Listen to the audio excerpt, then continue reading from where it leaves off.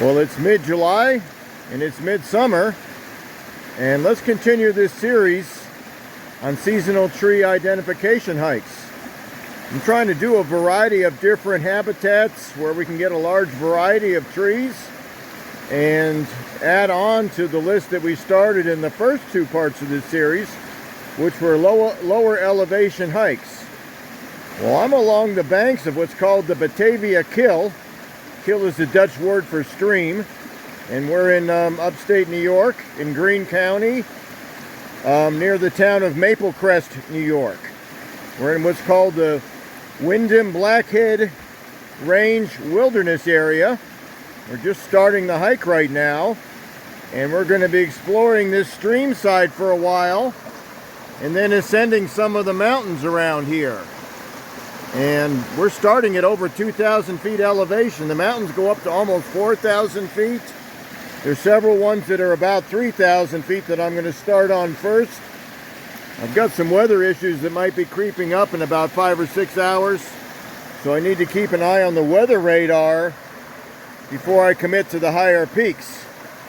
But I think we can get a large variety of trees on these trails around here and get some nice views from the peaks that go over 3,000 feet. And while we're along the banks of the Batavia Kill here, let's study one of the four species of maple I would expect to find today. And this is called mountain maple. I've got a more detailed study of this tree on this channel that I made last summer, 2022. I made that in a very similar habitat in western Massachusetts along the Hubbard River. And those trees were growing sideways from the banks of the river to get more sun over the river itself. And these mountain maples are doing the same as well. They don't always grow upwards, but they often grow sideways to find some sun.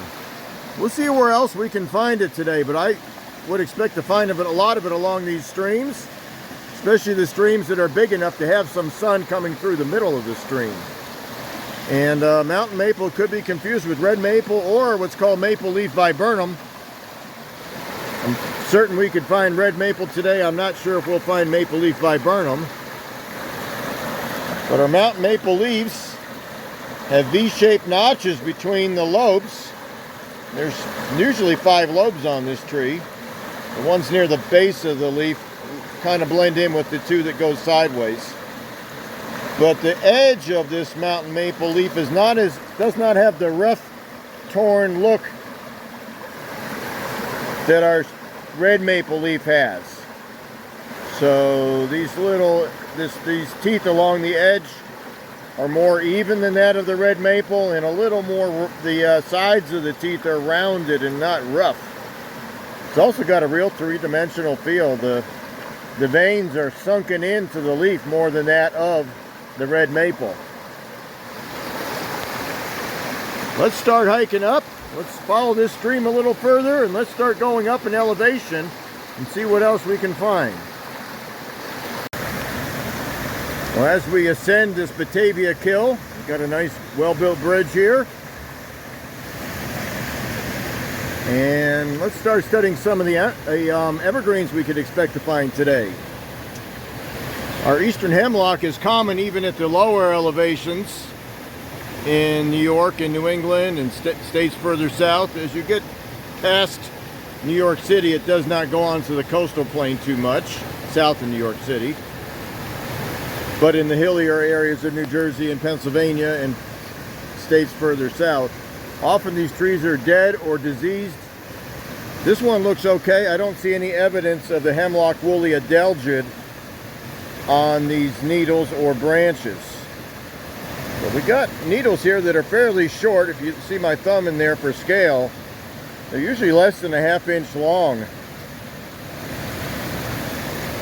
And they got 2 little white lines on the bottom side of the needles and branches that come off in a staggered pattern. They don't come off exactly opposite each other, but close enough to opposite each other that it could look that way. And right up the trail here is our two other species of evergreens that could be confused with the hemlock. One of which is not a tree at all, but a shrub that can get 8 or 10 feet high sometimes. And that's our Canadian yew. In this case, it's not even knee high.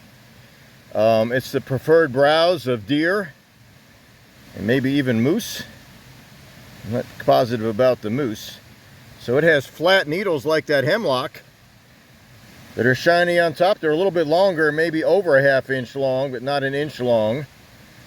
But those two white lines that we saw on the bottom of the hemlock needles are not present here, but it's a solid green color.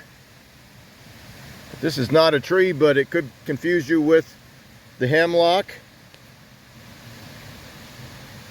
and the balsam fir, that are both trees that grow in this same higher elevation.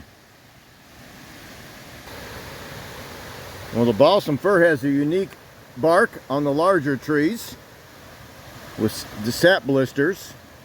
It has needles that look like hemlock, but are usually longer and do have those white lines on the bottom, just like the hemlock, but they're longer and the branches come off opposite each other. Not almost opposite, but opposite.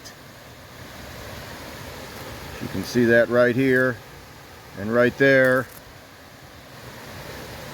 and right here. And if you take the needles or scratch the bark like that, you get a real strong aroma of what you might think is a Christmas tree, because they're often used for Christmas trees, and the closely related Fraser fir is used for Christmas trees. We'll keep studying these trees as we climb around today and look at some larger examples of these trees. Boy, it sure is pretty hiking along these mountain streams.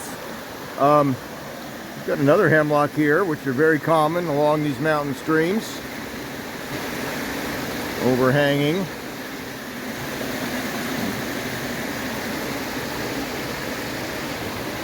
And right on this side of the stream, we've got our balsam fir with the needles that are slightly longer, and that pleasant aroma when you scratch the bark or the needles. Another species of evergreen that you start finding above 2,000 feet around here is our red spruce, which does not have flat needles. The needles are about a ½ inch long, sometimes a little bit longer on the new growth here. And they're a little bit prickly to the touch, but not so prickly you couldn't hike through a stand of these that were still saplings. As you brush it, it's not unpleasant as long as you brush it in the direction that it's growing. So these needles, if I were to take one off and roll it in my fingers, which I'm not going to do, it feels square. And it doesn't have white lines on the back that are pronounced. It looks about the same on all four sides. So it's a square needle, it's not flat. And the bark on these younger trees have these little dimples on them. It could be confused with that of a balsam fir, but these dimples do not bulge out and are not filled with sap. As both these trees get larger, the balsam fir and the red spruce, the bark becomes very distinctive and unique compared to each other. So we'll pan away from this red spruce. And right over here is a medium-sized balsam fir that is starting to get those sap blisters. So they're about maybe a ½ inch to 3/4 inch long. They go sideways across the tree, and they cover the trees as the trees get larger. And if you were to press on one of these, it would easily break and ooze out the sap that has that same aromatic smell.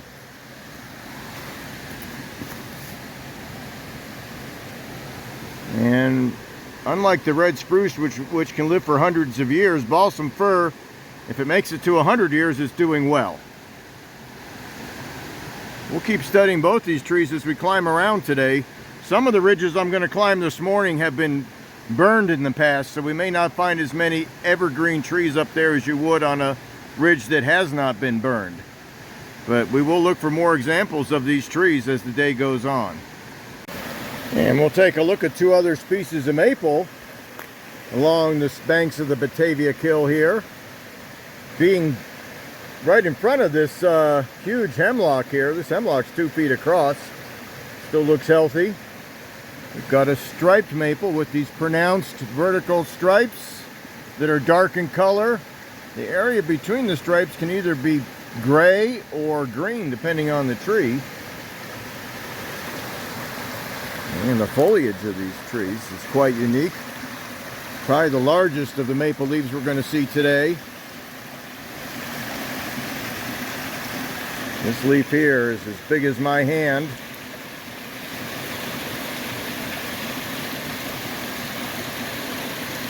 And unlike the mountain maple leaf, this has a very small teeth along the edge. Much smaller than the teeth of those mountain maple leaves. And they're a little bit more sharp. Not quite as elegantly shaped. And these are much larger leaves on average than those of the red maple, mountain maple, or sugar maple that we'll see today. At least 4 to 5 inches across on most of these leaves. Now the mountain maple and this striped maple are usually in the understory, being overtopped by other trees. Or in the case of the mountain maple, it's growing sideways to not be overtopped by the trees. I've seen striped maples get to 40 or 50 feet. Got a little bit of sugar maple growing right here too. Sugar maple is a very common tree in these mountains. We'll expect to find a lot of it today. And this has our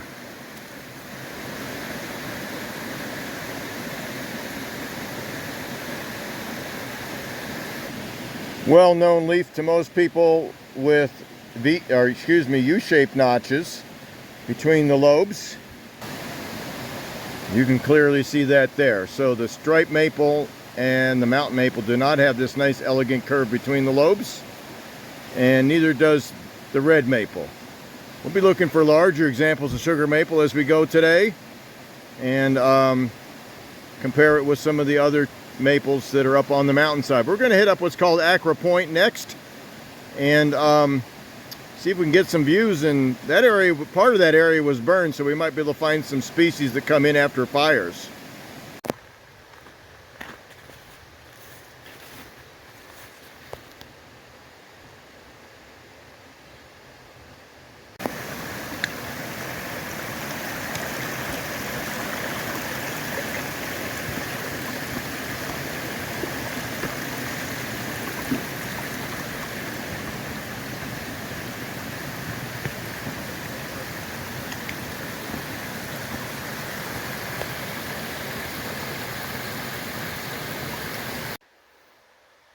And our trail that leads towards Acra Point and Burnt Knob follows the stream for a while there.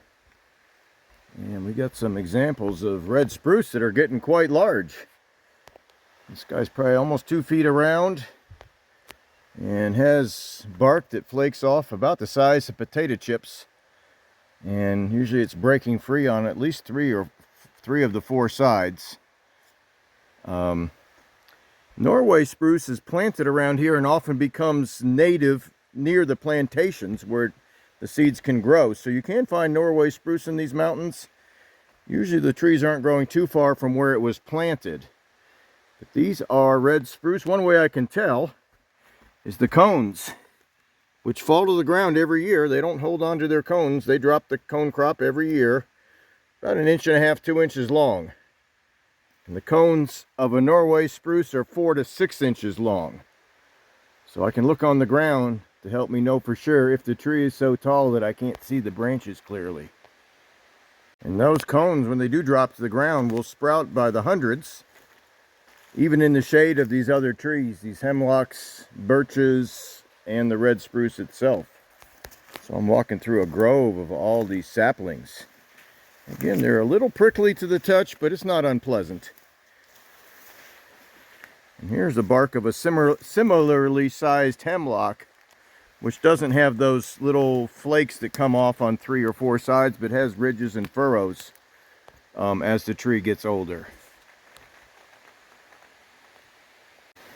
And we'll keep ascending Acra Point and Burnt Knob. When we get to the top, we can flip a coin and go to either one. Well, the word burnt usually means forest fires. Many of the forest fires were generations ago, but a tree that often comes in after forest fires is our paper birch with these huge sheets that come off. At least as big as my hand on some of these trees, so there's the name paper. You can see that as we go up here. Huge sheets right there.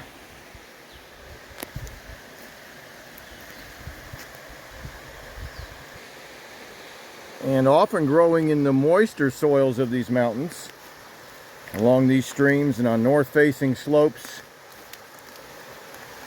is our yellow birch. So this is a moist cove here along this stream. And the peels on the yellow birch are much smaller. Often they're just these little furrows that come off, about as long as my finger there. It's a much thinner bark. Plenty more examples of some larger paper birches here. Like the balsam fir, the paper birch usually doesn't get that old, maybe 80 to 100 years, and then they start to fall over, and you often see the carcasses of these paper birches on the ground, while other trees that grew next to them are continuing their lives and can live much longer, including the yellow birch, which can live for hundreds of years. We've got more striped maple here. It's been pretty common this whole 1.5 miles I've hiked so far. This one has a little bit of a green color between those stripes, but it's often gray as well. And a tree that could easily confuse us with the striped maple. And this is a striped maple with gray between the lines right here. Growing right next to it in a clump with lines and stripes that go vertically as well is a serviceberry. I can't see the leaves to get any more or any other features to tell what kind of serviceberry it is. I did a study of serviceberry on this channel back in March, April, and May, and published it in early June, where I found what I thought was 3 species of serviceberry. I'm not going to try to guess which one this is because the leaves are far out of view. But they have very similar features, similar leaves, similar flowers. I could tell them apart when they were first leafing out because the downy serviceberry has a fuzzy leaf, and what's called the Allegheny serviceberry has a smooth leaf as it's opening up. So we got these vertical stripes on these serviceberries. And I can tell it's a serviceberry by the leaves that are out of view of this camera, but I can see them clearly. In the center of the screen, they're oval at one end and pointed at the other. And the striped maple leaves, which are right there, are much different. And it took me 1.5 miles on this adventure to find some good examples of red maple. This is a medium-sized red maple with bark that can flake almost like that of a shagbark hickory on some of the trees. When it does flake, it usually breaks free on the top and bottom, top or bottom, and on 3 out of 4 sides. So it broke free on the top, left side, and right side. Sugar maple often breaks free on one side, but not all 3. We'll look at that when we get a chance. Done quite a bit of work with that comparison over the years. We do have some red maple leaves growing right here. And these are a sapling, so they're pretty big and they got exaggerated features.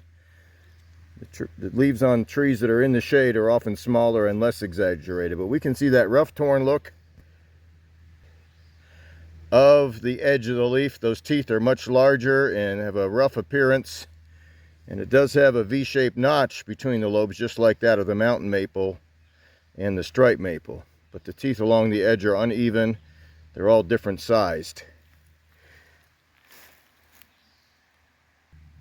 Here's a much smaller example that's in the deep shade here. And just a hint of things to come. Areas that have been burned in these higher elevation mountains do often have northern red oak. So it's called northern red oak for a reason. This is just a seedling here. The leaves will get a different appearance as they get older, as the tree gets older. But northern red oak is often found on mountains that were burned. There must be a larger one around here, because here's our acorn caps from last year. The acorn is gone. And northern red oak will grow at much further northern locations than scarlet oak, white oak, or black oak, and will grow higher in elevation than those other three oaks as well. And it will also grow higher up and further north than that of the chestnut oak. And as we ascend the trail to Acra Point and Burnt Knob, yes, some large examples of northern red oak can be found. This guy's probably 2.5, 3 feet across and has evenly furrowed bark with flat top ridges. And that continues as far as I can see up this tree. There's another one right over here with 2 stumps. And yes, there can be more than 2. I've seen up to 6 on some trees. So it's getting to be quite common through here, and you know, we don't have to worry about finding the other oaks at this elevation. They wouldn't be here. The chestnut oak, the black oak, the scarlet oak, or the white oak would not be found at this elevation. Now, I could be here, but I wouldn't expect to. Boy, and we studied those red spruces about a half-mile back, and we've lost a lot of those evergreens on this section of trail. But that red spruce bark came off in flakes the size of potato chips. And this is a black cherry here, which often can be confused when the trees are this large, but I don't see any evergreen needles up there. But the bark is very similar in color, and the flakes are similar in size and the way that they peel off. But of course, the red spruce always has needles year-round, and the black cherry has leaves in the summer that are about the size of these beech leaves, and no leaves in the winter. Well, and since we just did a quick look at those beech leaves, let's just take a look at a diseased American beech. And I've been in this area for 3 days hiking now, and I don't think I found one this size that isn't diseased. So this is what's called beech bark disease. It makes a tree that has smooth gray bark look completely different and not as appealing, in my opinion. This doesn't always kill the tree, but it sure makes it look a lot different. Got these bumps on it about an inch high. They come in bunches sometimes. There's other diseases affecting the beech trees in the Northeast as well. I think I'm going to make that a project for 2024. I've got enough on my plate for this year, but for 2024, maybe we could do a more in-depth look at beech trees, look at some healthy beech trees and ones that have different diseases. And these black cherries continue along the trail. I found a good example of the bark of a medium-sized sugar maple here. So again, as we're hiking through these woods, a lot of these trails in this area and this land has been in public ownership for many years. So you're often going to find medium to large size trees, even in areas that used to be farmland or had forest fires generations ago. So twigs and leaves are not always in view. But bark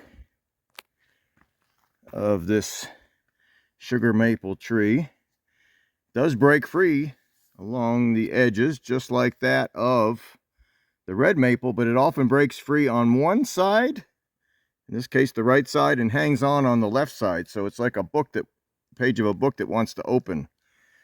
And this one here is attached on the right side and broken free on the left side. And here's one here, attached on the left side, peeling free or breaking free on the right side. So that's one way I can tell them apart, but there's always exceptions. Here's the chunk that's breaking free on all sides.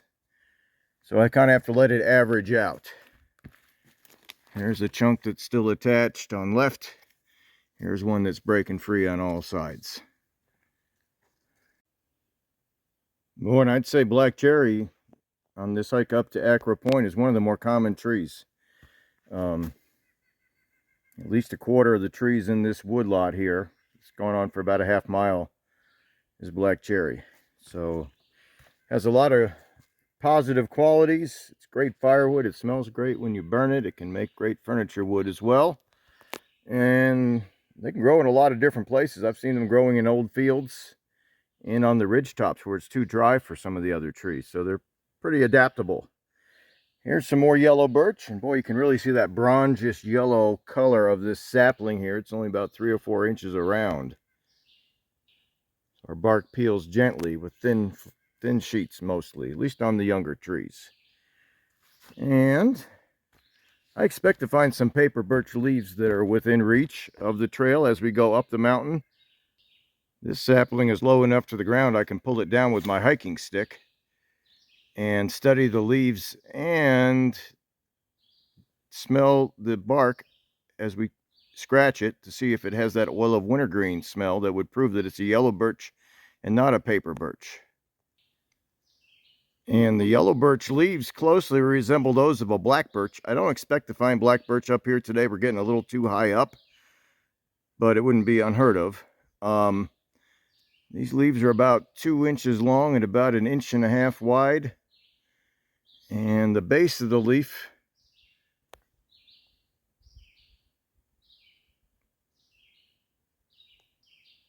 you can see right there. We'll look at a paper birch leaf when we get the chance. It definitely is wider at the base and is a different geometry than that of the black birch or the yellow birch.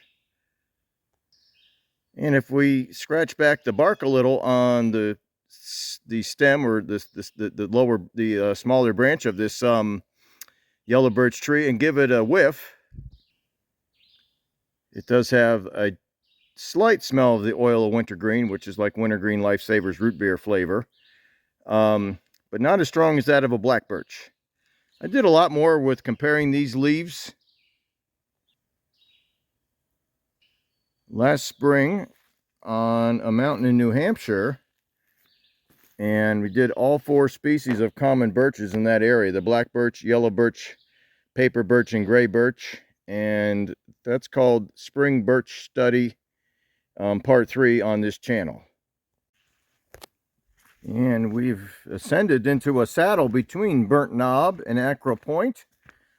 I was just able to check the weather radar. Cell phone reception in these mountains is patchy at best, but up in elevation, usually you can get a signal. So I just checked the weather radar. There's nothing coming yet. Hopefully we can get a few more hours of hiking here before we have to head down and out of the threat of lightning. You definitely don't want to be on a ridge when there's a lightning storm. But nothing going on right now. It's cloudy and cool. So we'll take a left turn to Burnt Knob first. There are lookouts that go beyond that 0.9 miles that indicated on the trail sign here. And then hopefully we'll have time to go over to Acra Point. It looks like Acre Point on the sign here, but it's spelled differently on the trail maps. I chose to come in from this direction and split the ridge part of the hike in 2 sections that I could easily turn around and get back down off the mountain if thunderstorms do form today. They're not certain to form today, but there's a better chance after 2 p.m. So we'll try to get most of this done by then and bail out if the weather gets rough.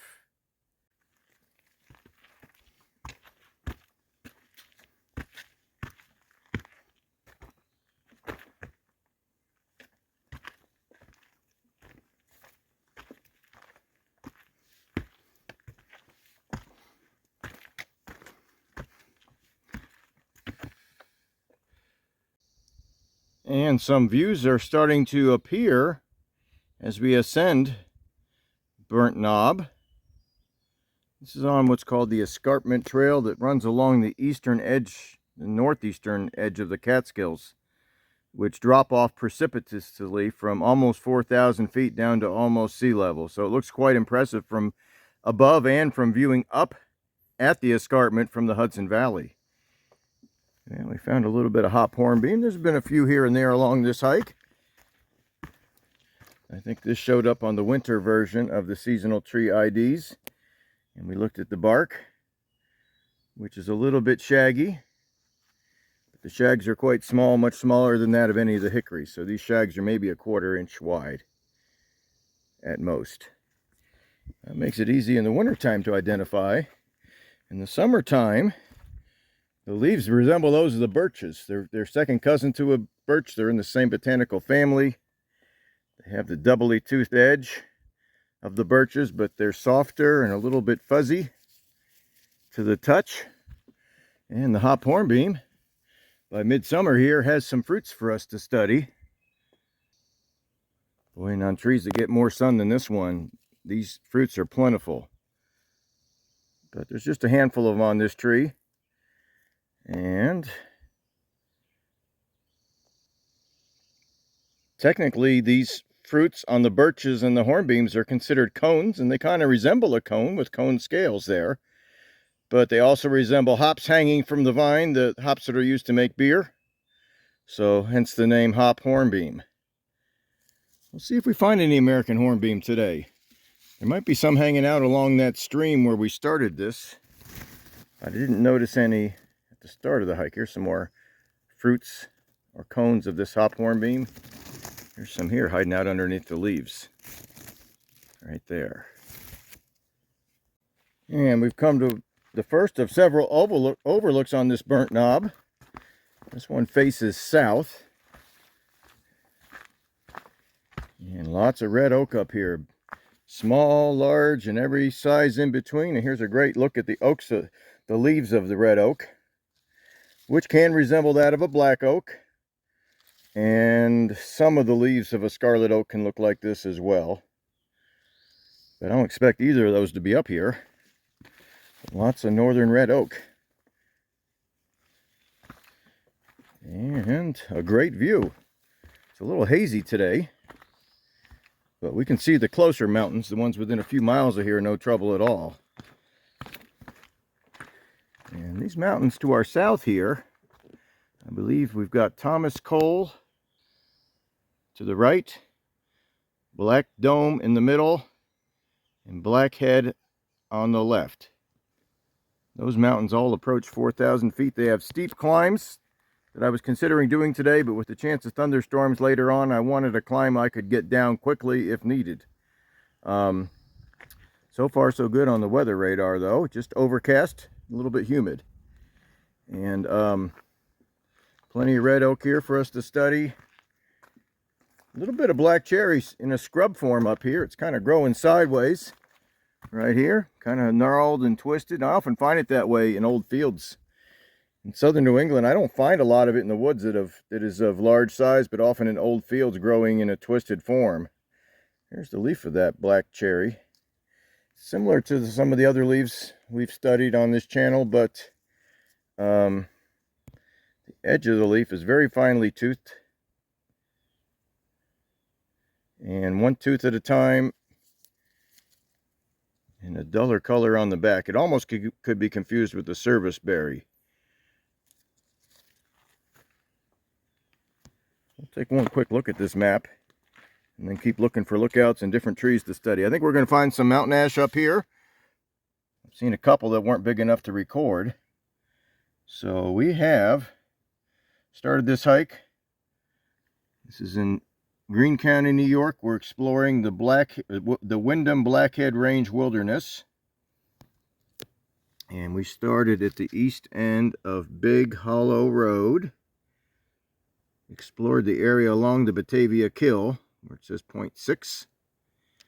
Just kind of wandered around in there looking at those trees, the spruces and balsams and maples. Then we headed up the trail that's labeled in with an R. It says range on there. I think it's got a bigger name than that on the signs.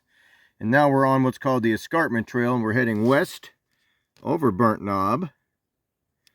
And we'll go a little further, and then we're going to head back up to Acra Point, A-C-R-A. Some of the signs say Acre Point. That's not what the map shows. We'll continue on and get some more trees, and I think on Acra Point we can see some larger and more mature examples of a spruce and balsam fir forest that's showing up clearly on the satellite view. Well, we continue west about another half mile on Burnt Knob. The trail does not go up to the exact summit, but skirts the south side of it. Got some more examples of trees we've seen already today, and a couple new ones to look at as well. This is our Serviceberry leaf that we couldn't see earlier because it was so high up.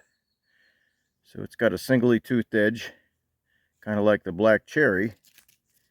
Not quite as shiny on top, but it is dull on the bottom like the black cherry. And the bark is much different. So this guy spirals his way up and tries to stay ahead of these other trees, because Serviceberry does not grow in dense shade. It usually grows in areas that have more openings for sunlight to get through. It often comes in clumps. Got a little bit of hemlock up here. We saw that at the start of today's hike with the short flat needles and 2 lines on the back. We got more of our red spruce with the squarish needles.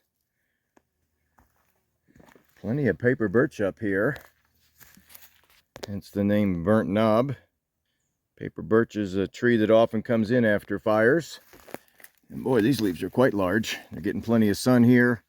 So we looked at that yellow birch a few minutes ago, and it had a leaf that didn't really have that heart-shaped bottom. This one is almost as wide as it is long, so it's a different geometry. As a matter of fact, we got a yellow birch growing right here for us to compare it to. These leaves on average are smaller, especially up here on this mountain. The one we looked at earlier was larger, but this is smaller, maybe 1.5 inches long. And has a little bit of a heart shape on the bottom, but the leaf is nowhere near as wide at the base. Matter of fact, the widest point on these yellow birch leaves is almost at the middle of the leaf and not closer to the base. And yes, I did scratch it. Make sure I wasn't making a mistake. And yes, it has that smell of oil of wintergreen underneath that bark. Right there. And right next to that yellow birch is a tree with some dimples on its bark. These are called lenticels. They're quite large on this mountain ash tree here. They're about 1/2 inch long, with large areas of smooth bark between them. So mountain ash is like our serviceberry that's right next to it here. It needs some sun to stay around. The fact this area was burned gave it a chance to get established, but if the other trees overtop it, you'll start to lose your mountain ash. But it's pretty common on these upper elevations because the weather up here is severe. The trees can die from the cold, they can get blown over, and there's lots of openings in the canopy on these upper elevations where you can find mountain ash. Here's what the leaves look like. And no, it is not an ash. It's a member of the rose family. It does have leaves that are compound that could confuse the untrained eye to think it was an ash, but it's not. It doesn't have the opposite branching of ashes. The bark of these mountain ashes is very thin, similar to this paper birch, but the mountain ash bark is so thin that if there is a fire, it will kill the tree. So even though it's growing on a mountain that had a forest fire, any mountain ash that was up here before that forest fire was probably killed, and then the seeds came in later on to reestablish the population. And yes, we got plenty of balsam fir up here. Boy, it just smells like a Christmas tree farm up here with all this balsam fir. Small, medium, and large trees. And if you get up even higher than we're going to go today, often the balsam fir only grows sideways like this one is, and won't grow upwards because of the extreme cold in the wintertime. It can't get any taller than the snowpack. If it does, it gets burned back. We've continued even further west on the Burnt Knob area to a ledge where I'm going to make this my turnaround point, my lunch spot as well. We're looking west towards Windham High Peak, which is a few miles west of here. And this escarpment trail does go over the top of that. It's about 3,500 feet in elevation. It's about 500 feet higher than where I'm standing right now. Well, this open ledge has provided great habitat for a tree that often is found in open areas, but you lose it as the forest starts to cover over or shade in this tree. This is our fire cherry or pin cherry, and has bark that's different than black cherry that we looked at a few minutes ago, and leaves that are different too. They're much longer than they are wide, and the black cherry is longer than it's wide, but not this extreme. This comes to a real sharp point at the end there. You can see that on these here, on that one there. And it's got some fruits that are sour. I might try one anyways. Just starting to get red. So the black cherry fruits are more of a black color, and they're a few weeks or a few months later to what ripen. And the bark on the black cherry has that potato chip texture even at a younger age.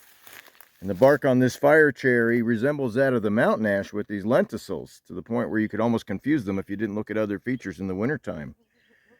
And it's very thin. So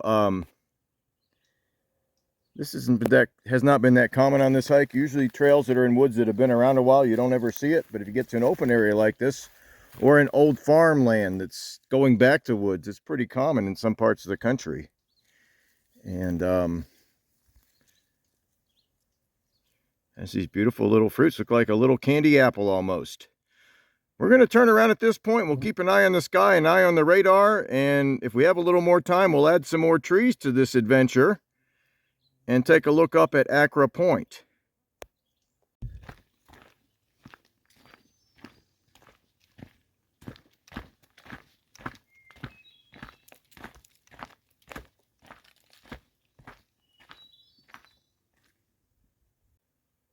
Oh, and dense forest of red spruce and balsam fir greet you as you climb Accra Point.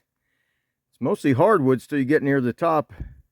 And up here, about the same elevation as Burnt Knob, 3,100 feet, there's a nice population of what we'd expect to find at higher elevations in New York and New England, and even further south in West Virginia, and that's our red spruce and balsam fir. So again, our red spruce, which is common as we go up the higher mountains to our south here, the Blackhead Range, has these potato chip sized flakes that look just like those of a black cherry, but the other features aren't. And often in the same forest with red spruce is our balsam fir, but not always. I've been on mountains where there's a lot of one and almost none of the other. So here's our sap blisters of our balsam fir that make it easy to identify. And yes, it doesn't take much pressure to get that sap to ooze out. It's a clear sap, has a nice fragrance. Old timers say it would work for keeping the mosquitoes and black flies away in a pinch. We've got a couple viewpoints up here. There's some further down the trail I won't get to. Let's take a look at our view to the south and southwest. And then that's going to be it for trees today. I'm running out of time. Storms are popping 50 miles east of here and 50 miles west of here, but they're not moving east or west. They're stationary. So I think I got decent weather for a couple more hours at least. Here's our view to the Blackhead Range to our south, with Blackhead Mountain on the left, Black Dome in the middle, and Thomas Cole on the right. And the mountain we just came from, which is Burnt Knob, is west northwest from here. Right there. So easy access from the valley, which wasn't steep, allowed me to climb both these knobs and not be too far from a safe place if storms did pop up. And in woods like this, a safe place is where you're in taller trees that aren't on the highest point of the mountain. So on the mid slopes and lower slopes, you're much less likely to get struck by lightning or indirectly struck by lightning. In other words, if the tree next to you gets struck, it can electrify the ground and cause you to still get some injury from the indirect shock. So lightning safety is real important. With cell phone technology and weather radar available on demand, it makes it much easier to stay safe in this kind of weather.